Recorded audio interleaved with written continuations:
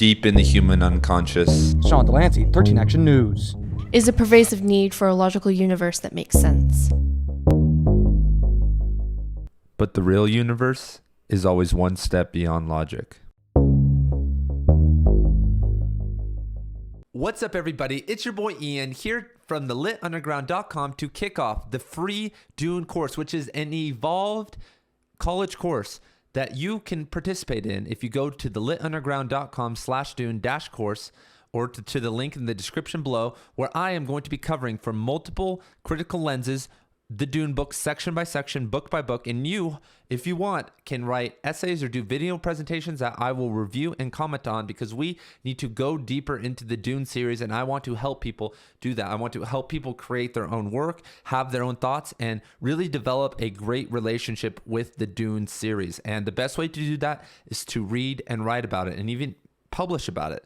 That is how we spread Dune to the world. And I know that the movie is doing that, but this isn't Harry Potter. This isn't even Lord of the Rings. It actually goes a lot deeper than those texts, even though I love Harry Potter, and it kind of pains me to say it goes deeper than Lord of the Rings. But Dune has, as we're going to see, so many different angles that you can look at it from. And I'm running 5 separate courses other than this on the occult, philosophy, psychology, politics, and spiritual ecology of Dune. And I'm going to be sprinkling some of those in to this course, but this course is really a literary walkthrough, just making sure that you guys know what is happening, and we're going to sprinkle in some of those lenses. But I just want to talk about the book on a very surface level and make sure that this is like a companion guide for everybody, that this is a fun place that's playful. I'm not going to try to go too long, and that's it. So go sign up, and I'd love to have you guys in here. I'd love to have, like I said, this is going to be free forever.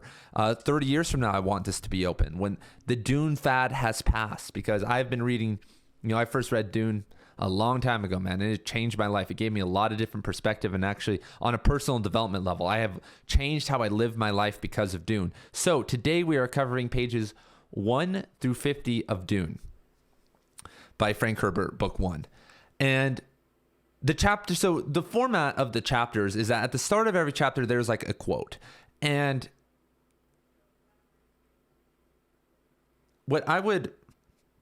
I think that's and the quotes are from characters in the book and books from the past, the future books that were never created. And it really sets the tone for the chapters. We actually learn a lot from these. And in the first one, the main part of the first chapter of the whole Dune series talks about how it doesn't matter that Paul Atreides is from Caladan. What matters is that he is from what he did on Arrakis, because that is his forever place. And that is a very ominous thing, because our protagonist in book 1 and in book 1 is Paul Atreides, who is the prince of the house of Atreides. He has a father named Duke Leto, and his mother is a witch named, or a Bene Gesserit witch named Jessica.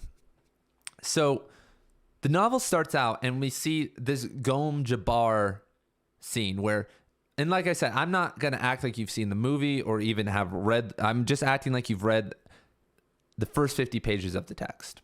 That's where we're at right now. And Paul is brought into this room and his mom seems nervous, and it's like, what is happening? And this starts to show, and this is going to be a big theme about the mother's love and about love, because there are another thing that Dune does, which some other books don't do, is it shows a lot of inner dialogue of the characters. So the interpersonal relationships can go very deep and are very important, because we're going to be tracking those. And certain people like Paul, Jessica, Leto are actually very important.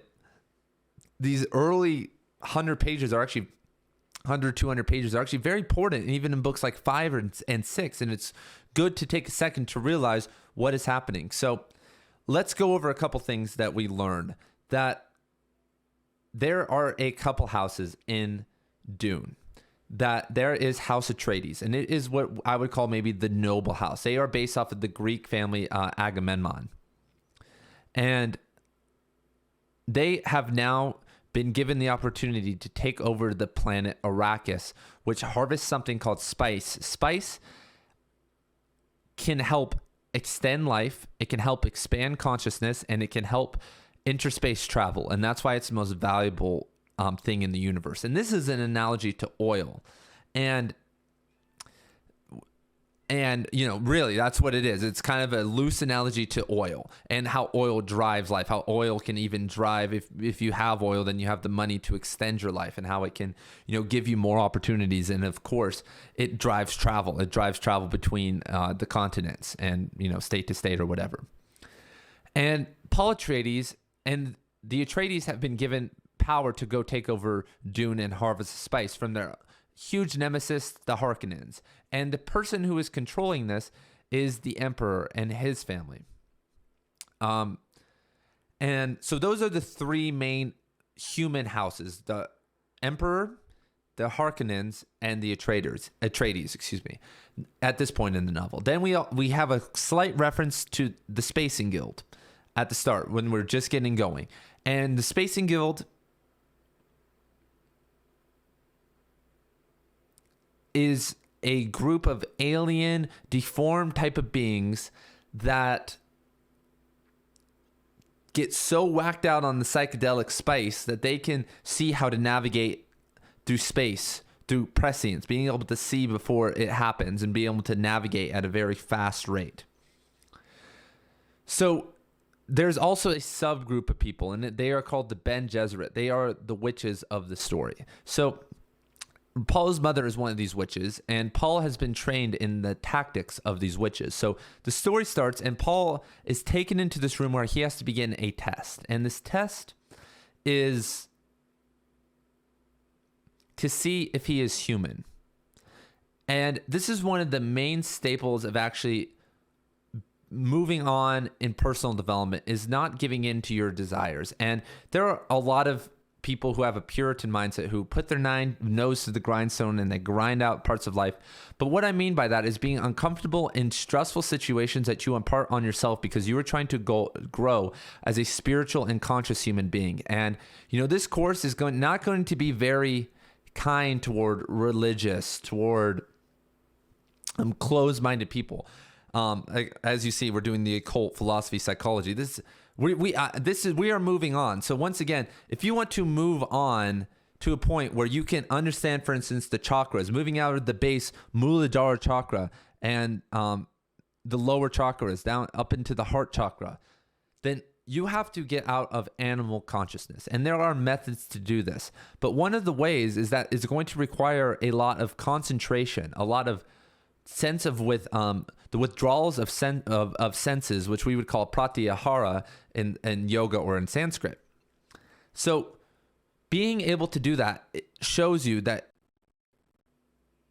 you are not just a beast. And there are a lot of humans who, if put in the situation that Paul was in, including myself, maybe, hopefully not, but a lot of people who would fail. Like I would like to ask you this: how long does it take for you to get into cold water? Like really cold water. Like if you've ever been out to a lake or swam in the winter or something, how long does it take you?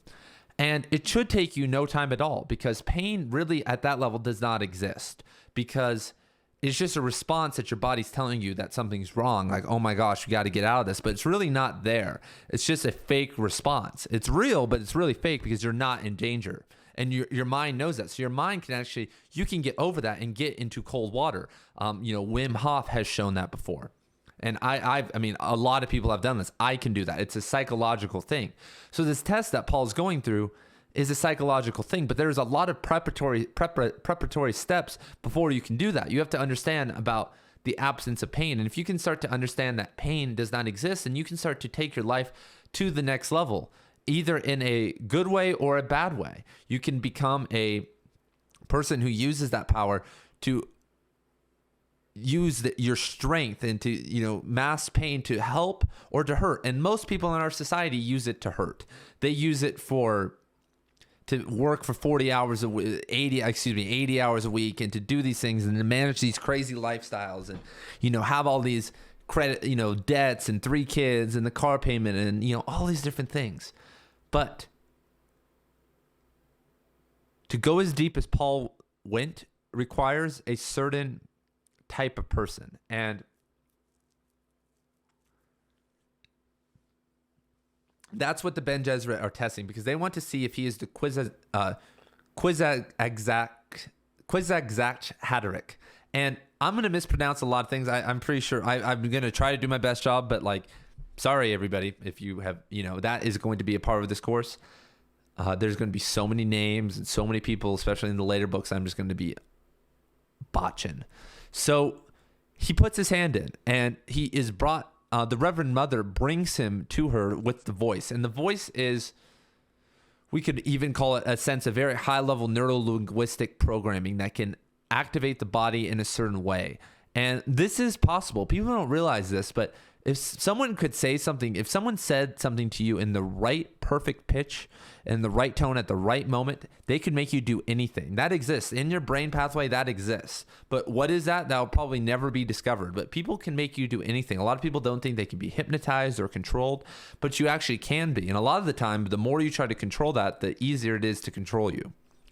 That's another crazy thing. The people who can't get hypnotized are the ones that already are in hypnosis themselves, who can put themselves there themselves. And we hypnotize ourselves every day. Good. Next time you drive down the road, look at everyone whose eyes are just glazed over, and then when you stop looking 5 minutes later, you're going to do that yourself. That's what we call hypnosis. But Paul puts his hand in. He then survives longer than apparently any other male born has ever survived, because most people who do this are female born, because the Ben Gesserit is a society of female witches, females who, as we're going to see, they have a political purpose. And I would like to read some quotes here out of the text. And Paul's mother, Jessica, is very happy to see him happy. She says, "My son lives," she thought. "My son lives and is human. I knew he was, but he lives. Now I can go on living." She has a very deep bond with him. So we get something that's very important here that I would like to discuss very fast, because it's going to help us later on in the text, called the Butlerian jihad. So, quote, "Once men turned their thinking over to machines and hoped that this would set them free, but that only permitted other men with machines to enslave them." So in the history of Dune, it's like the AI circumstance, that AI eventually, started taking over humans, and men who had the machines started hurting other humans. So the solution was to get rid of machines, to get rid of the computers. So in the Dune universe, there really is no technology other than maybe in the flying of information educational technology, and then in like war technology. But there are no computers. There is no big data, AI, no computing of that level. And what replaced that was human computers, but we're going to talk about that later. So they are talking about that. And that's the Great Revolt took away a crutch, the Reverend Mother says. It forced human minds to develop. Schools were started to train human talents. And that's what the Ben Gesserit school is. It was to train human talents. And she also says the Spacing Guild is more of pure mathematics. So the Spacing Guild learned how to travel through space, but as Paul notes and sees, is that the Ben Gesserit are here for politics. They are the women, the people behind the curtain. They are the ones controlling things. If you know about how that happens in our current society. That's something that happens, and I think Frank Herbert, who was a more of a conservative type thinker, knew that and was trying to personify that, of the things that happen behind the curtain, who are actually controlling these things. And the way that the Ben Gesserit do that a lot of the time is through bloodlines. And that's how it happens in our society today also, that a lot of the people have these very rich bloodlines. And people always talk about immortality. And this is kind of an aside, but I think it's very important. Immortality exists, everybody, because what did your parents pass on to you? My parents passed on to me some hobbies, some mindsets, blah, blah, blah. But what the elite bloodlines have are rituals and certain mindsets and societies that they are a part of, where they do rituals. And actually, those rituals form them into the same people. And some of these rituals have happened for hundreds, if not thousands of years. And they turn you into a certain type of person. So at some level, these families can keep producing the same types of people because these rituals are strong enough to override certain negative emotions like care and other things, so that these people, they can form similar people with, a certain degree of variability over and over and over again. But we, the proletariats, aren't able to do that. We have a lot of variability and polarization, and we don't have that cohesiveness because it doesn't matter. Like I said, these rituals, and as we see, the Ben Gesserit are so strong that most people who are put through the system are going to come out the other side loyal to the Ben Gesserit above all. And that's why they are a political organization. And their main purpose is political control. And the reason that they are creating the Kwisatz Haderach is political control. So we are given another gem right here when the Reverend Mother says, the drug's dangerous, she says, but it gives insight. When the true Sayer is gifted by the drug, she can look to many places in her memory and her body's memory. We look down so many avenues at the past, but only feminine avenues. And there's a place that no female can see, and they're alluding to that. There is a man out there who is going to be able to do what no man has done before, and men who have tried to do it have died, and they are going to be able to unify their feminine and masculine past, and we'll learn about more about that later. But they are going to be able to unify that part of their consciousness and memories. They're going to be, we could call it in modern spirituality, the Akashic records, maybe. So that is the first chapter of the book, everybody. So we are introduced to the Harkonnens on pages 16 through 25, and with a triad conversation happening between the Vladimir Harkonnen, which is otherwise known as the Baron, the leader of the Harkonnen people, his nephew Fade. I'm just going to call him Fade throughout the series. I don't know if I'm even saying that right. And then Vladimir's Mentat, which is a human computer, Pitar. And they are talking about the sabotage of the Atreides clan on Arrakis when they take over, because the Harkonnens have been controlling Arrakis, and they are planning once again to sabotage them once they get there. And they are going to do that through an emperor's army. They are through the emperor's army disguised as Harkonnen people. So it's going, which are the most, you could say, skilled warriors in the galaxy, as they were talking about that, the Emperor's army could overtake Gadi Prime, which is where the Harkonnen live. So they live on a place called Gadi Prime, and Vladimir rules that planet. And also now, or was Dune, and if the plan it goes successfully, they will rule Dune also. So they are talking about this plan, and they have a plant to do this. They have this Dr. Yue, who is going to do this. But they start talking. So if you're confused, so one of the confusing elements of this section is pretty straightforward. They're very mean, very kind of vulgar people. But they're talking about someone named Hawat. And Hawat is the Atreides, Duke Leto's Mentat. And so they are saying that, the Atreides probably know there's a trap, and their Mentat is going to be analyzing the trap, because that's what Mentats do. They go into almost, we would call it like big data algorithm mode. They are running algorithms in their head and trying to figure out all the scenarios and all the probabilities.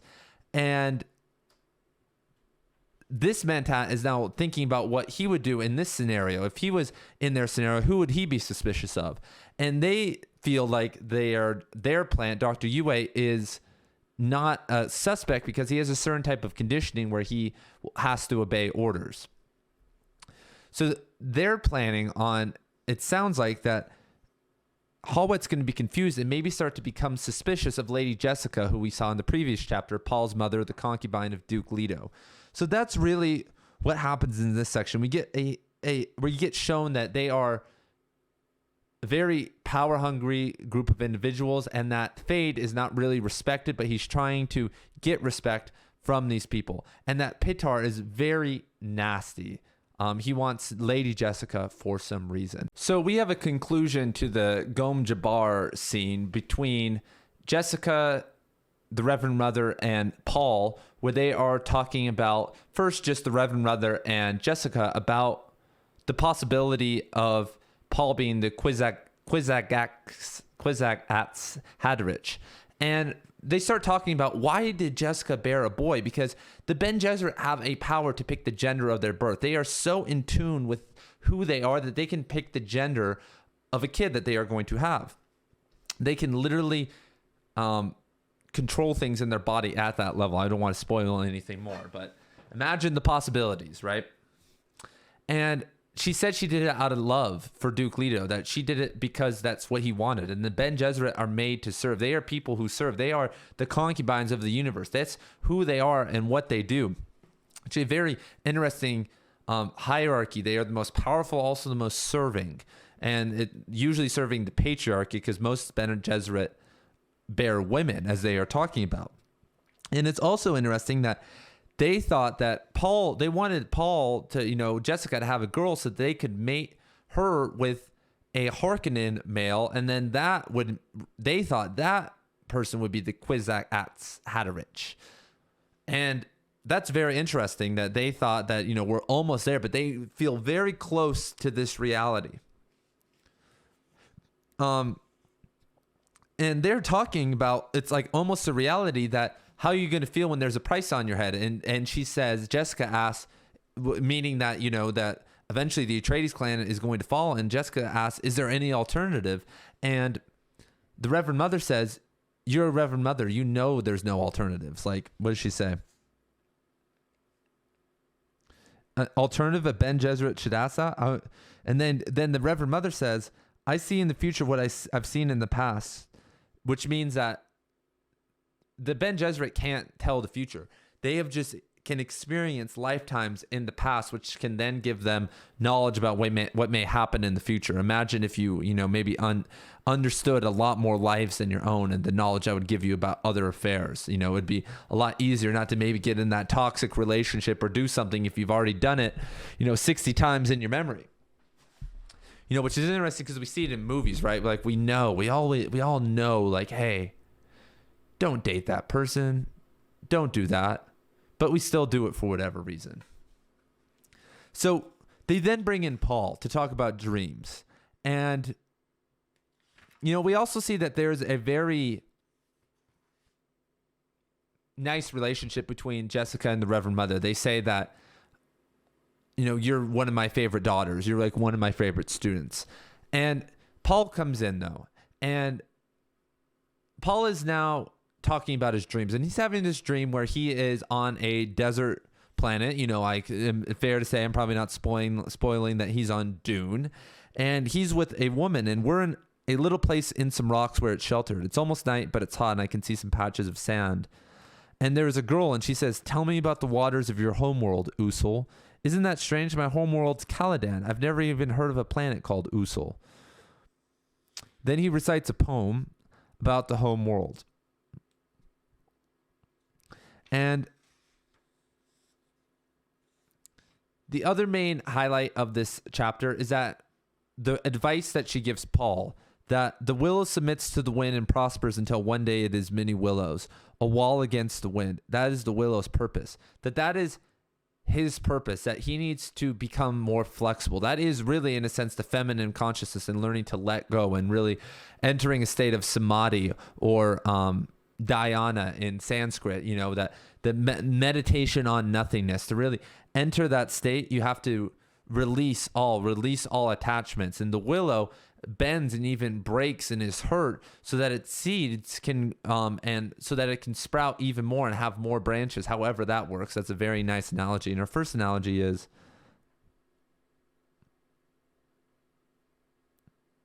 that which submit.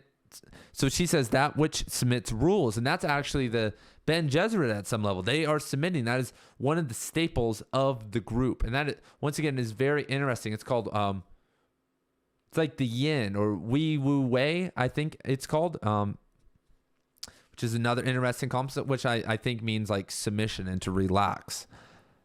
And then Paul kind of confronts her and says, "Why are you talking about me like my father's dead? What could you do?" And then she says, if there was a thing to be done for him, we would have done it. And it's very sad because Jessica realizes what's happening now. Maybe Paul doesn't realize, but Jessica's realizing that the Harkonnen plan that we just heard of seems like everybody knows it's going to happen. Everybody knows, but what are they going to be able to do about it? It seems like nothing. And we'll read about that more in a second. But then the last thing that she tells Jessica is that he needs to be trained more in the voice, that he needs to get this training now because it's very important for his safety to be able to use the voice. So at the start of chapter number 4, we learn that Paul cannot have companions his own age because of the fear of assassination. And all famous people or children of famous politicians or rock stars have to deal with that, and they have private security or whatever. But not to the point where they can't have friends their own age. So this is a very brutal universe that Paul is living in, that his parents and the Atreides, who seem like pretty reasonable people, aren't allowing other children, I mean, of all ages around him to be able to just hang out and chill. So it's very, so Paul instead has to hang out with these adult companions, and we are introduced to 2 of them in this chapter. But this creates a sense of trauma in the character, though, because I would recommend the books The Sibling Society and Iron John by Robert Bly. He just died a couple days ago. Rest in peace, Robert Bly. To go over why so many problems get created in our society because that we're not exposed to people of older ages. Even as an adult, I don't hang out with that many people in their 70s, 80s, 90s very often as a 28-year-old, especially as I do as I get older, but I don't hang out with that many young people either. In high school, in middle school, we are regimented into classes in elementary school with our grades, and we aren't exposed to the older or younger kids that much, maybe a little bit. But, something happens when a 6-year-old is watching a 14-year-old do art next to them, and they're just, doing art together. That can have a positive impact. And sometimes the 14-year-old can have a positive experience too. And we have lost that in our society. We have we have forgotten how to praise our elders. We've forgotten how to understand youth and praise our elders. And we get stuck in our own self-centered worlds. So the master of assassins is Dearfer. I'm just going to call him Hawat. Hawat is the master of assassins and Duke Leto's Mentat. Mentat being the human computer. We heard about this in chapter number 2. They said that that Hawat was going to get it wrong, and he was going to blame Lady Jessica instead of Dr. Yue. So they talk about Dune a little bit. He comes in and Paul's like, I would know if you were faking your footsteps, so I can face away from the door. So assassinations are a big thing in the palace. The room has been scanned, has been gone over. Everything is tidy. Everything is checked. So they're very scared of something happening. So Hawat and Paul start to talk about Dune. They start talking about the Fremen and storms and life on Dune. And one of the main things to remember about this part of the conversation is that there are more Fremen than the Harkonnens knew. That could be predicted. There could even be just a ton more. And that's what Hawat tells him. So they also start talking about Paul's interaction with the Reverend Mother. And Paul tells Hawat what the Reverend Mother told him. The Reverend Mother told him that society needs 4 things to function: the learning of the wise, the justice of the great, the prayers of the righteous, and the valor of the brave. But none of these are nothing without a ruler who knows the art of ruling. Make that the science of your tradition. And she tells Paul that the Atreides have never had a great ruler, that none of his answers have been great rulers because they have compelled and not persuaded their people. And Duke Leto is pretty good, but for Paul to become great, he must attract fine people around him and become a great leader. And I think the 4 things are worth going over. The learning. So the Ben Gesserit run a very elitist system. They really want people to get good at all the things. Like, we need the learning of the wise. The smart need to get smart. The dumb people, because that's like educational philosophy. Should we teach to the weak or should we teach to the strong? And I'm a teacher, and when you're in a classroom and you're teaching to the weak, you're supposed to, and the society's philosophy now is you're supposed to teach to the weakest kid in the room, make sure they come with the class. But if you do that, it's such a terrible system, because I have kids who are so far behind the other kids, and the other kids then get bored because they should be reading Albert Camus and writing essays and writing even practice novels and practice poetry books, and these other kids can't even read, can't even get a couple sentences down, are almost illiterate. And so stuff like people like Nietzsche and other philosophers have said that we just need to focus on the strong, and that's what maybe a meritocracy is about. The justice of the great, that the great can get justice, that they have justice in society. I think that's what that means. The prayers of the righteous, that the most righteous of society keep giving prayers, because having that social fabric get created, or or being able to sustain the fabric can be done through religion. I'm sorry, that was a very confusing section. And the valor of the brave, that the brave continue to show valor, that they always remain great. But as many traditions have learned throughout history, that without a leader, nothing can happen. So many companies and governments have folded because they haven't had great leaders. But sometimes there's one or two great leaders. But if a society becomes too big, you'll need more than one leader. And that's where problems start to occur. And too much focus can be put on one person.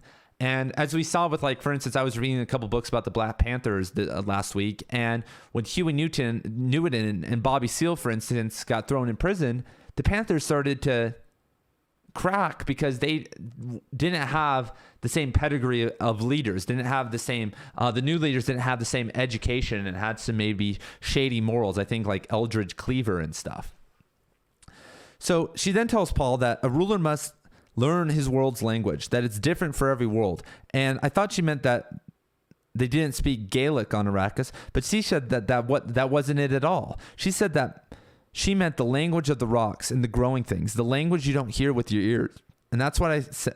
And that's what Dr. Yue calls, and I said that's what Dr. Yue calls the mystery of life. So Paul doesn't understand. This is the first really talk about spiritual ecology, about the earth having consciousness, that Arrakis, that Dune can do something, and that he needs to learn the language of the rocks and the growing things that you don't hear with your ears. And this is the subverted parts of society. And you have to have a certain phenomenological consciousness and awareness of nature to be able to understand this. So we already see that Frank Herbert is turning this into an ecological novel, that he believes in the power of nature, in the power of nature to transform consciousness. So Paul is confiding in Howitt that he's scared that his father is going to die, that this lady seems like it's going to happen. And Howitt says, yeah, I think, this is a trap, but what else are we going to do? We're going to have to go into this and do our best to not let there be a trap. That's pretty risky stuff. So Howitt is a pretty cool character, everybody. Howitt is the Mentat, and he really serves as the mature figure in Paul's life, I could say. Like the very smart, he's like the teacher. He's Aristotle to Alexander the Great, or, a great teacher to a great pupil. So then after Howitt leaves, and Howitt says, I'm going to Dune, I'll see you later, Gurney Halleck comes. And is this Josh Brolin? Yeah, I think that's Josh Brolin right there. That's a different story. So Gurney Halleck comes, and Gurney Halleck is a trusted warrior and great musician, poet, and just a mercenary, you could say, of the Atreides clan. And he comes in and they start talking. Him and Paul start talking. And he's going to be doing weaponry with Paul today. And they get into a fight. They start fighting. And he gets into Paul's guard. Like, he gets on the inside of Paul while they are fighting. And he said, I could have killed you right there. And Paul says, I'm not in the mood. And that's one of the best lines. He said, it doesn't matter if you're in the mood. You have to fight when you have to fight. And that's what I learned in martial arts and with other things. And there are no excuses. Like, for instance, other sports don't have excuses, like the Super Bowl. The Super Bowl is going to be contested, or whatever sport you watch. The championship is going to be contested on a certain date no matter what. The Olympics have a date, and unless there's a crazy, shutdown like there just was, it's going to happen. But like in martial arts, I would see guys drop out because of injuries, or people drop out. But when something is set in stone, it doesn't matter on the day of the Olympic final how you feel. If you're the best, you're going to go out there and make yourself do it. There have been so many, great examples of people, like, I love wrestling, like wrestlers with broken bones or who have the flu, and they go out there and still win a gold medal because and they say, I don't care. Nothing would have stopped me. Nothing could stop me from going out there. This is what matters most. I know I'm the best, so I'm going to be the best on my worst day. And that's what Gurney Halleck's telling him, that you need to be better than everybody else on your worst day because you don't know how you're going to feel and who you're going to be facing. They start sparring then. Then Paul Paul and Gurney start going harder at each other. And eventually, Paul thinks he might be trying to get assassinated, that Gurney is getting awful close. And if something hits that, he could kill Paul. They are going after each other. They aren't yielding. And Paul and him get to a point where they have a knife to each other. And Gurney said, I would have taken you with me. We both would have died. So it was almost a draw. And he tells Paul that, I don't care if you're the prince's son. You need to learn how to do this, because one day there's going to be a Harkonnen. There's going to be someone out there who's trying to kill you, and you need to be ready to kill them. So Gurney gives him advice. And, we see that Gurney is also a poet. He sings a song. He's a very good musician. He's kind of like a samurai, has a little bit of love and a little bit of martial arts within his soul. Harmony of pen and sword. These are two great companions for Paul. I think that Herbert did a great job at this section in this chapter. So chapter number 5 is a conversation between Paul and Dr. Yue. And we learned in chapter 2 that Dr. Yue is going to be the one that's going to try to betray the Atreides clan. So he comes in and he's talking to Paul. And he's also a teacher. He's also one of these companions that we were talking about last chapter, like Halleck and Hawit. And him and Paul are talking about Dune and what's going to happen there. And Paul's asking him some questions. And we start to see, though, that Dr. Yue is feeling very self-conscious, like, what a waste of potential. I feel bad. But the reason he is doing this, everybody, because he has a wife who is held hostage by the Harkonnens. And that's what he's saying. Like, this is for my wife, everybody.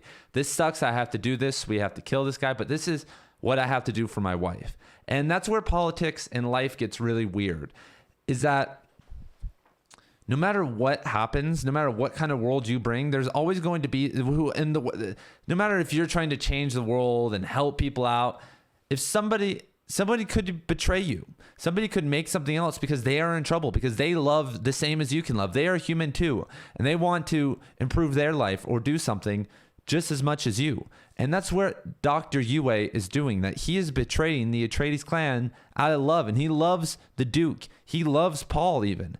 But he is doing this for him. And it's a very selfish move. He is the Judas, but Judas also loved Jesus. It gets really weird, this weird psychological component. But he gives Paul a gift, though. He gives Paul an orange Catholic Bible. And this is how we learn about his wife, that Paul opens up a page of her favorite chapter. And let's read that quote real fast, because I think it's really telling. Quote, Think you of the fact that a deaf person cannot hear? Then what deafness may we all not possess? What senses do we lack that we cannot see and cannot hear another world around us? What is there around us that we cannot? And this is foreshadowing the betrayal, everybody. This is foreshadowing. It's becoming too much for Yue now, that his wife maybe wouldn't want him to do this. His wife maybe doesn't want this. And this is what happens in space colonization, that planets get taken over, that there are a lot of hostages. Earth would just be one planet. Imagine there was 100 Earths out there, and I don't know how many billions and billions of people that is, but with space colonization and stuff, there are a lot of angry people. If Earth got taken over by aliens and suddenly we were interspace traveling and we got really screwed over and 4 billion of us died, the other 3 billion of us would probably be pretty resentful. And, Yue is a resentful, maybe I won't say resentful, but he is a product of violence. He is a product of the Harkonnens. So it's a sad story, but once again, it's a betrayal for love.